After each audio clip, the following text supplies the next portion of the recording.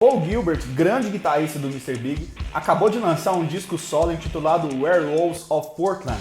Eu pude conversar com ele sobre esse novo trabalho, além de passar por outros tópicos da carreira dele, incluindo, é claro, o trabalho com o Mr. Big. O bate-papo com o cara foi tão legal que ele foi tocando guitarra enquanto ele ia explicando as músicas e abordando os assuntos ali. Então é quase um show particular essa entrevista.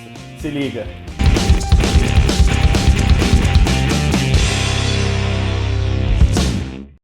Fala galera, eu sou Igor Miranda e hoje eu trago para vocês uma entrevista exclusiva com Paul Gilbert, lendário guitarrista do Mr. Big, Racer X, entre outros projetos, além de sua própria carreira solo. Ele acabou de divulgar um disco intitulado Werewolves of Portland, onde ele grava todos os instrumentos. Isso mesmo, guitarra, baixo, bateria, teclado. Ele só não grava vocal porque não tem vocal no trabalho, né? Apesar de ser um disco instrumental, deu pra perceber que o Paul Gilbert ele colocou um capricho adicional ali na construção das melodias, dos climas e tudo mais. Não é um trabalho de shredding, de fritação, com várias notas por segundo ali, o cara tocando guitarra super rápido, nada disso. É um disco que tem um capricho adicional ali nos arranjos, nas harmonias, nas coisas que fazem uma música ser boa de verdade, né? Inclusive, é uma movimentação que eu venho percebendo desses guitarristas mais técnicos, mais habilidosos, que tocam muitas notas por segundo. Nos últimos anos, esses guitarristas estão lançando alguns discos solo que focam mais na melodia, que focam mais na construção de arranjos, de harmonias, do que de ter solos ultra rápidos, com muitas notas, tocando muito rápido e tudo mais. A quem sai ganhando nessa história toda aí somos nós, os fãs, que queremos músicas boas e não necessariamente testemunhar técnicas muito arrojadas, muita velocidade ali nas guitarras. Acho que o Paul Gilbert ele vem tomando essa decisão na carreira dele de forma muito acertada, assim como outros guitarristas mais técnicos também vêm tomando essa decisão, e quem ganha é a gente, né? Aliás, o Paul deixa isso bem claro na entrevista, que ele está focando realmente na melodia, não está mais buscando demonstrar técnicas, tocar muito rápido. Ele até fala que vem trabalhando nas linhas de guitarra como se fossem linhas vocais, né? Então isso é muito legal, uma coisa muito diferente. E olha, essa entrevista ficou muito legal porque ele foi tocando essas linhas de guitarra enquanto ele ia falando. Ele deu uma entrevista com a guitarra no colo. Foi muito legal, foi muito bacana isso aí da parte dele.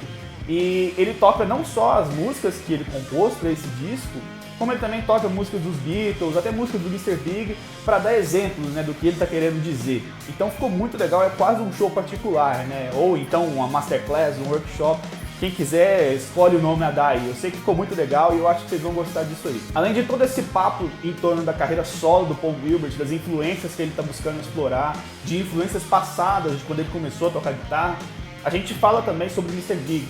Não só sobre esse momento atual da banda, que está em hiato já há algum tempo, desde a morte do baterista Pedro, como também a gente fala sobre os clássicos, sobre o momento passado da banda, né, onde a banda se consagrou, e a gente foca em especial ali no disco Lean Into It, que está completando 30 anos de lançamento agora em 2021. Esse disco, que é o grande clássico do Mr. Big, o álbum mais vendido da banda, foi lançado em 91. Então é um papo nostálgico também, especialmente ali nos minutos finais, onde a gente decide abordar sobre o Lean Into It, ele muito despojado, algumas declarações bem bacanas sobre esse disco. Antes da gente entrar para a entrevista, eu gostaria de lembrar a vocês que se inscrevam no canal, deixem sua curtida, deixem seu comentário nesse vídeo aqui, ó, lógico, se vocês gostarem do conteúdo. Eu estou reativando o canal agora, estou retomando as atividades aqui com entrevistas, com conteúdos bem legais aí para quem gosta de rock, de heavy metal, de música em geral. Então eu espero sua inscrição, espero sua curtida, espero seu comentário. Bora para a entrevista?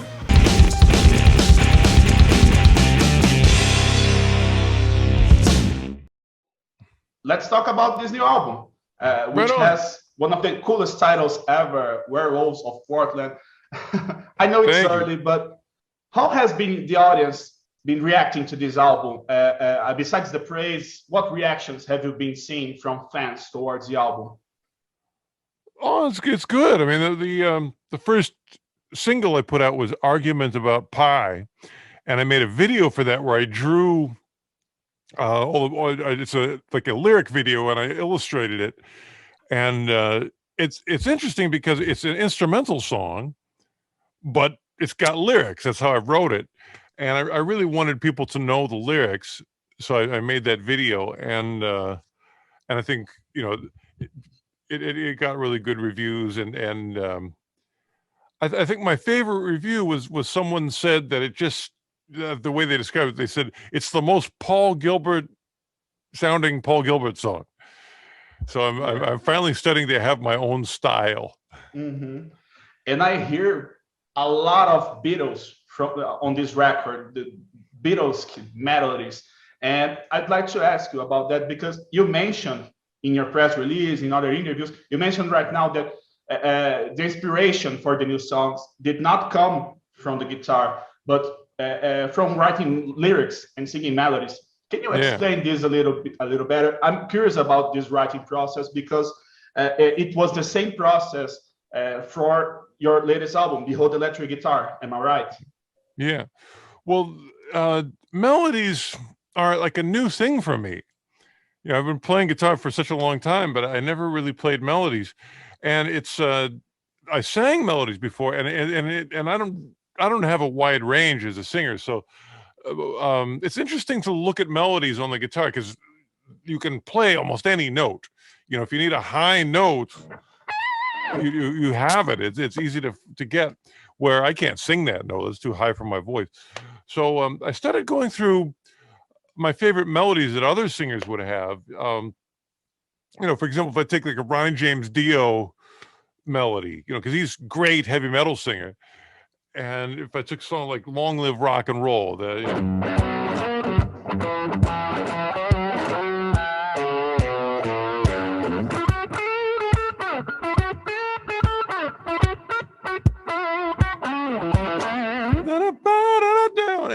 and there's certain things you have to do with the way you bend and you slide to make it sound right. And you know, once you learn it, it's not bad, but it's really different than just playing scales up and down like I used to. So I just started learning a lot of melodies from my heroes. You know, I learned Blackbird by Paul McCartney. You know, was it?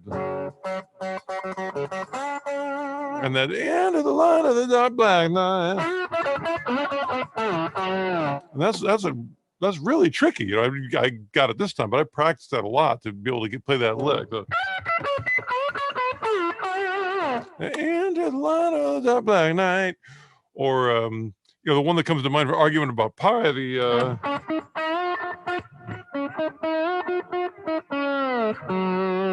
know, the notes aren't the same, but it's almost like a harmony. There's a Badfinger song that's what's key is it? I remember finding out about you. I don't know if that's the right key, but the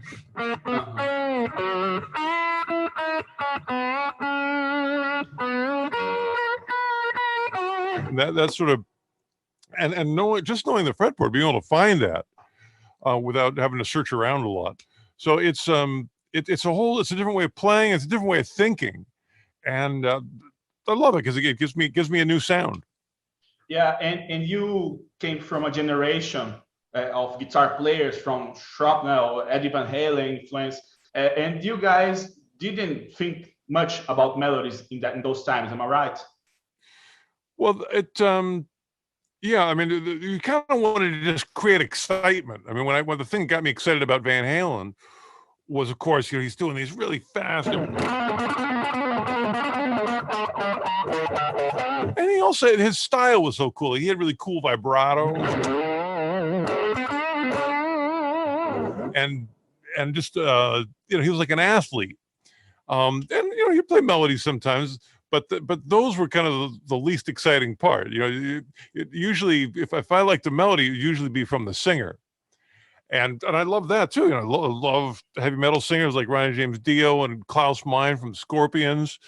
And of course, you know, pop bands like the Beatles or the Carpenters, you know, fantastic melodies there. But I'd always think, oh, that's the singer's job. And to try to, and over the years, I would try to. I remember, like, I'm a big Led Zeppelin fan. So I remember here, you know, one of the great Robert Plant vocal lines is the beginning of Black Dog, where he goes, "Hey, mama said the way you move on my spot." And, you know, I don't have the voice for that, but on guitar, you know.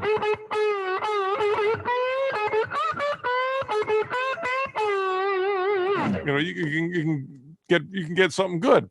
But the first time I tried that, you know, I didn't quite have the sliding yet, and I didn't quite know how to approach it. So it didn't sound good the first couple times I tried it. And so I just gave up. I was like, that's for the singer. and finally I just stuck with it and it's, now it's getting better. Yeah. And in this record, you played all instruments. Is it the first time you do that on an album? Well, I almost did on my very first solo album, King of Clubs.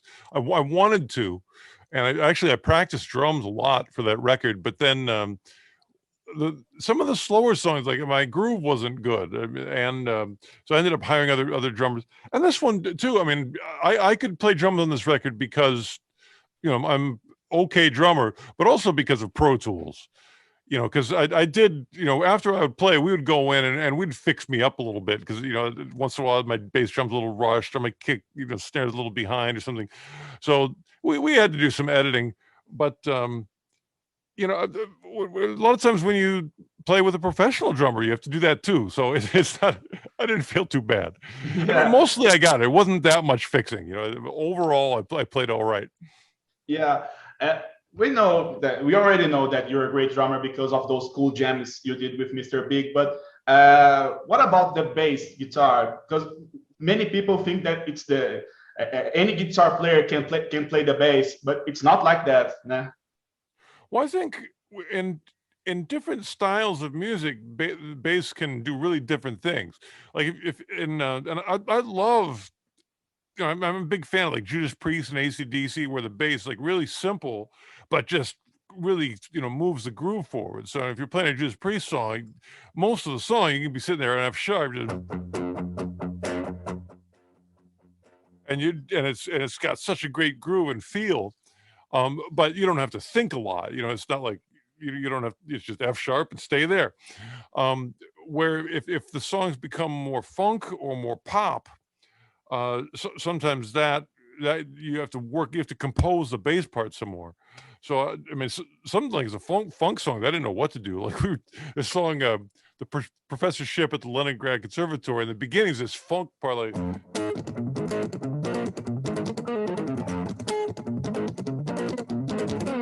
And I didn't know what to do for the bass, and unfortunately, my engineer was really good at that. He'd say like, well, listen to the kick drum, try to follow that, and put a note. It's that works, and so we'd work it out that way. But also like a song like "Argument About Pie," I don't want to just follow the if I just play a note for the chords, I go.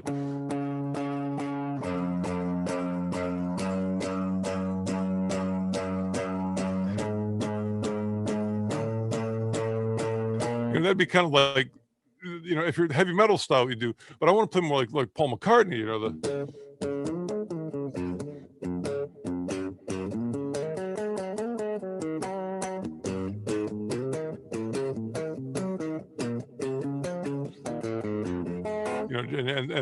I can't. When I try to do it now, it's hard. I made mistakes, and so that's really, it's a lot more brain. Because it's almost like playing jazz. You're playing through the changes, and it's a lot more thinking involved. I know it's tough for you to say, but I can say that Behold Electric Guitar and Werewolves of Portland are my personal favorite albums from your solo career, and that's because of this approach with the melodies. Do you agree with that? It's funny. I think I agree with that, but I hardly ever listen to my own music anymore, so I don't know. After I finish, it's like, okay, I'll listen to it when I play it, but I don't sit around and listen to my own. And I remember when I was a kid, I would hear interviews with my heroes, and they would say the same thing, and I'd be so surprised, be like, what? I listened to your album a million times. Why don't you listen to it? And after I finish, I'm just kind of on to other things, or I'm into like figuring out how to improvise. So what I'll do is like Argument About Pie. I'll try to figure out how to play over those changes with the solo.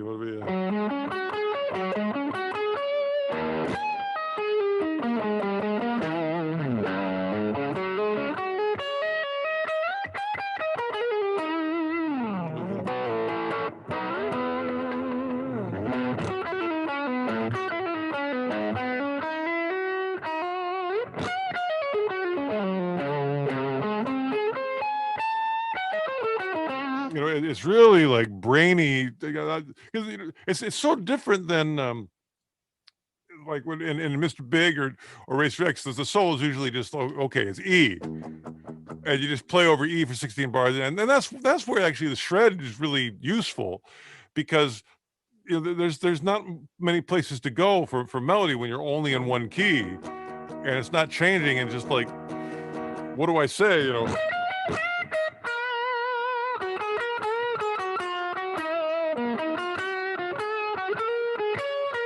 mean, you can sort of do it, but there's no, you're just sort of stuck in one spot. So that's why I really like, more of the,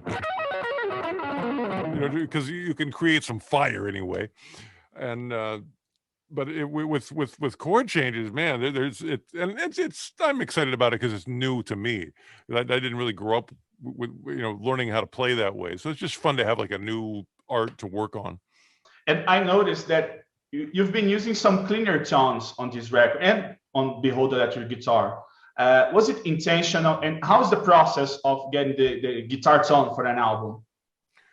Well, it's funny with chords, with distortion, you could, like a power chord sounds great. If you play a root and a fifth, that sounds really good with distortion. If you throw in an octave, it sounds good too. As soon as you start throwing like thirds or sevenths or ninths, you have to start being careful, because they can really start to rub. So one way to solve it is you just don't play it together. You can arpeggiate the chord. You play the notes separately.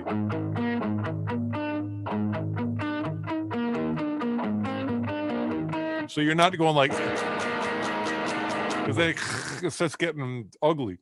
And I learned that from Van Halen, playing like,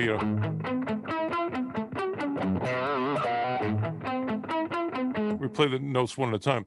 But if I do want a chord like that's more just has more notes in it, then I'll use a cleaner sound, because then it works. The notes don't fight each other so much. So I'm trying to think, like when I was playing.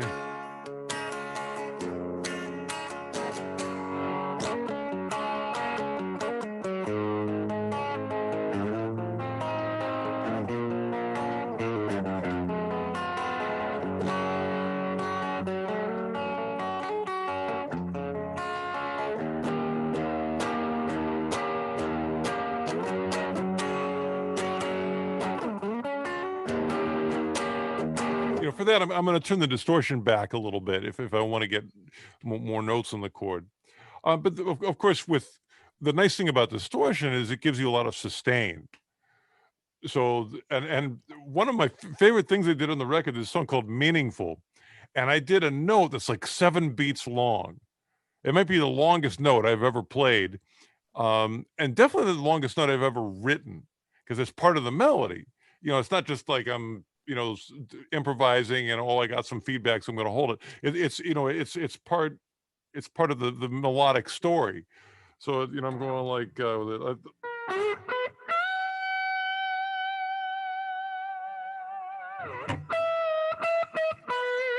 and that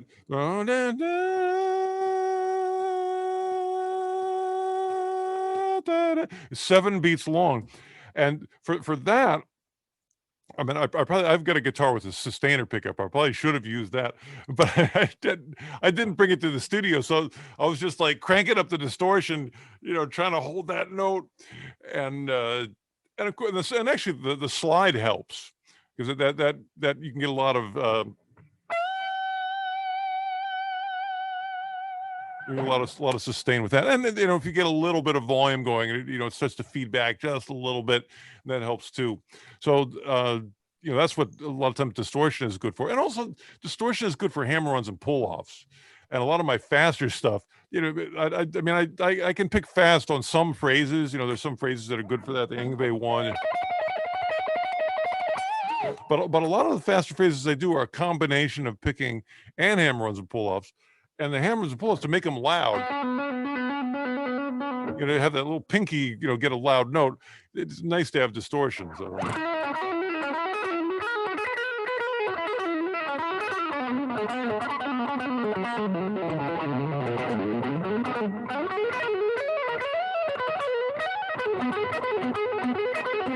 So, definitely like that's not all the pick at all. The left hand's really working for that. And like if I tried that on an acoustic guitar, you wouldn't even hear it. It would just disappear. So distortion, really helps with that.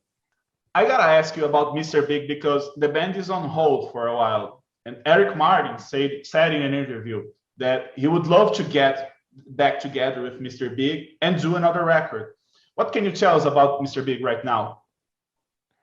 Oh, let's see. Well, I hadn't even thought about it until I started doing interviews for this album, and everybody brings it up. Like, oh, that's right.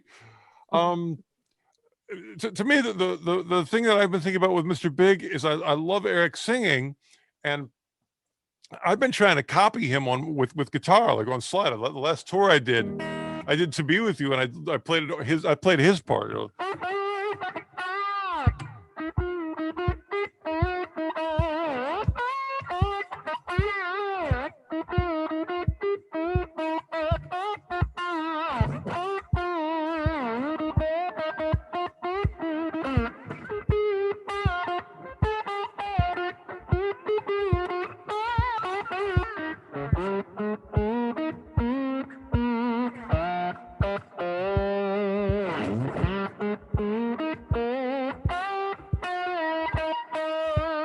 So that's I have to thank him for that melody. And also my own stuff like Green Tinted.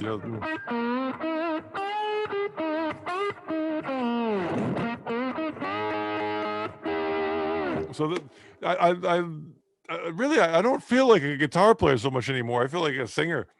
That's cool. And going a little back in time, I gotta ask you about Lean Into It, the Mr. Big album, because this record is celebrating its 30 years right now. How do you feel about that album these days, and what memories do you have from those times? Oh man, I was just excited to release it. As I knew it was good. It had melodically, it was such a big step forward from the previous record. You had To Be With You, Green Tinted, Just Take My Heart. Some good bluesy rockers like Alive and Kickin', and Lucky This Time was a great melody. So I was really excited about it. I remember just thinking, like, after this album, maybe I'll finally get a girlfriend. Talking about Brazil, you have so many fans here in Brazil. Mr. Big has so many fans here in Brazil. Do you have any plans to come back to Brazil with this new album, this new solo album? I know it's tough because of the pandemic, of course. We have no concerts here yet, but do you have any plans? Well, the first plan I have is to do a guitar camp called the Great Guitar Escape, and that's coming up in about a month, and it's looking like it's going to happen. Everybody's all the other guitar players are on board, and we're figuring out our set list, and we got a drummer and a bass player, and we're figuring out our flights. So I think we're going to do it. So to me, it's kind of one step at a time. Do that, make sure it works, and then go from there. You have so many fans here in Brazil, but you didn't come here so many times. And I've seen you live with Mr. Big 10 years ago in 2011. And your first time here was in 1994. So do you have any memories about these concerts in the 90s and getting back here with the band almost 20 years ago and your solo tours? Well, the first show we did was a big outdoor festival. And that was one of the most amazing shows I've ever done in my life. It was so many people, and also just really a great audience. I really appreciate that memory. I could really feel the audience, because sometimes when you're far away, there's people there, but you don't feel it so much. But there, I could tell people were really into the band. It was wonderful. I was really inspired by that show. And every time we come back, it's always wonderful. It's a lot of traveling, but it's worth it. And the beef is good. I love the grilled pineapple. Então é isso, galera. Espero que vocês tenham curtido aí esse bate-papo. Lembrando que Werewolves of Portland, o novo álbum de Paul Gilbert, já está disponível nas plataformas digitais. É só pegar e dar o play. E lembrando também que aquele velho pedido, né? Deixem sua inscrição aqui no canal, deixem sua curtida, deixem seu comentário. Espero vocês nos próximos vídeos aí. Eu estou reativando esse canal agora, né? E espero poder publicar muitos outros conteúdos aí, entrevistas, conteúdos em geral sobre rock, sobre heavy metal, sobre música em geral. É isso, obrigado, um abraço, valeu!